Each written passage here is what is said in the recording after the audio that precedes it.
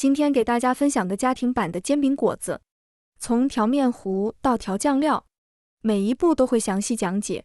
先准备面的部分，普通面粉300克，玉米面100克，盐2克，13香2克，提前准备的花生芝麻粉10克，加入700毫升的清水来调面糊，边加边搅拌，最后像这样的面糊就行了。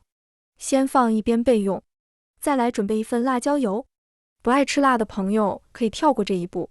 辣椒面40克，花椒粉10克，适量的花生碎，蒜泥，也可以根据自己的喜好来。适量的白芝麻，白糖10克，烧到冒烟的热油分2次浇在里面。第一次倒完，先搅拌均匀，再加点香醋。今天咱们准备的酱料和辣椒油，够一家3口吃很多顿的。做好以后，早晨起来只负责烙饼就行了。自己做的煎饼果子香不香，很大程度取决于酱料的部分。黄豆酱100克，甜面酱100克，番茄酱20克，海天酱30克，芝麻酱10克，芝麻花生碎20克。先搅拌均匀，放一边备用。另准备小碗，加入10克面粉。用50克清水调成面粉水，锅里加入适量的清水，放入桂皮、香叶、八角、花椒、葱段、生姜和大蒜。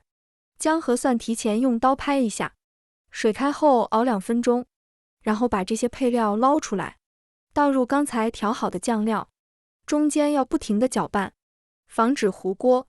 再次烧开后，倒入刚才调好的面粉水，烧开以后，观察一下酱料的粘稠度，太稀的话可以再多熬一会儿。